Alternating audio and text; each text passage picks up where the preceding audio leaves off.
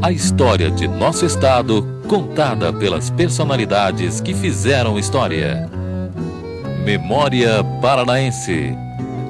Um projeto da Fundação Inepar. O jornalista Luiz Geraldo Maza é o nosso convidado de hoje do programa Memória Paranaense. Maza, sua família é de Paranaguá e de lá veio para Curitiba?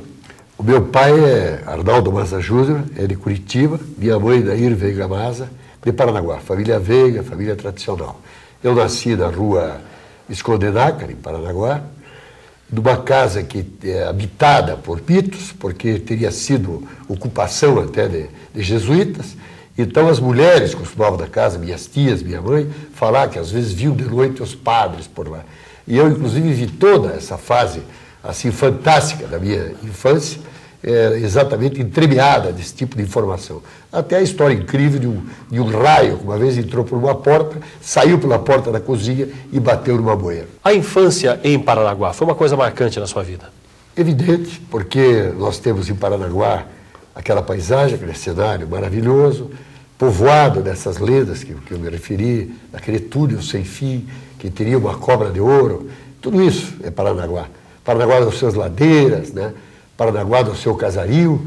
E eu tinha a minha atividade, os jogos de infantis, só que não me deixavam aproximar-se do rio Itiberê, né? Que é o tal do berço lá, da referência civilizatória de Paranaguá.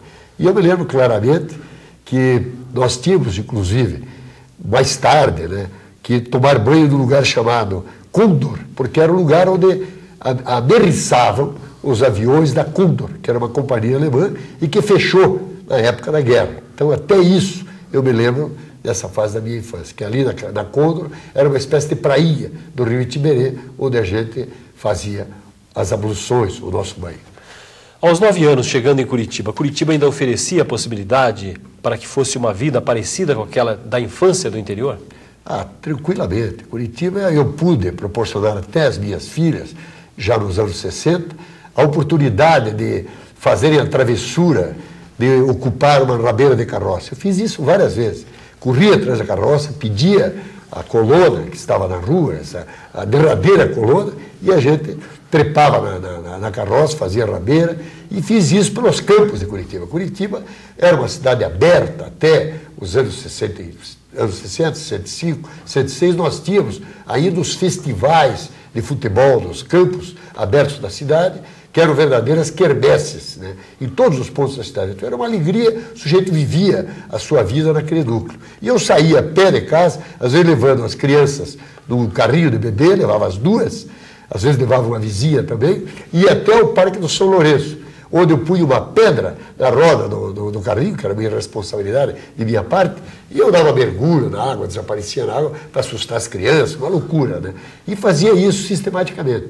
Então a gente procurou viver isso, como também marchas, não tão grandes quanto essa do Sem Terra, mas marchas que nós fazíamos lá no centro da cidade, da rua Paula Gomes, até a Cascatinha.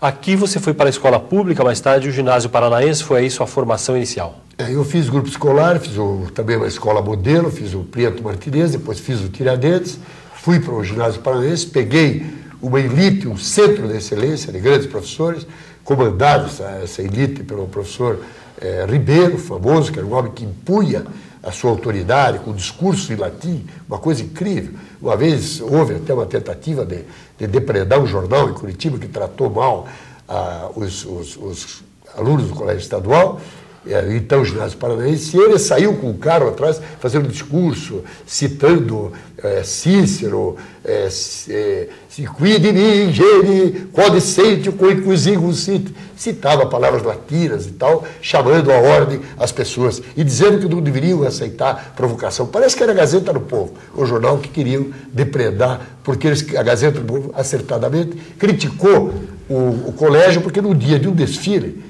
em plena ditadura, no Estado Novo, o pessoal da banda do colégio tocou a conga, que era uma coisa como é o funk hoje. Imagine as pessoas fazendo o movimento da conga no desfile do ginásio paranaense. A sua ida para a Universidade Federal fazer o curso de Direito em 1950, por que essa opção? A opção era a seguinte: nós achávamos que o sujeito que não escrevesse poema, não fizesse literatura, não tinha vivido. Então foi mais ou menos uma descarga de todo esse desejo literário que vinha desde o tempo do colégio, uma relativa habilidade para fazer as redações, e então o interesse exatamente para o direito, porque o direito tem, vamos dizer assim, uma cadeira abrangente em matéria de humanidades, é um curso mais perfeito, sob o ponto de vista da massa de informação que traz ao interessado nessa área. O seu interesse intelectual surgiu em que época? Bom, isso aí veio desde o ginásio. Eu não fui, assim, uma pessoa muito apegada à literatura, né?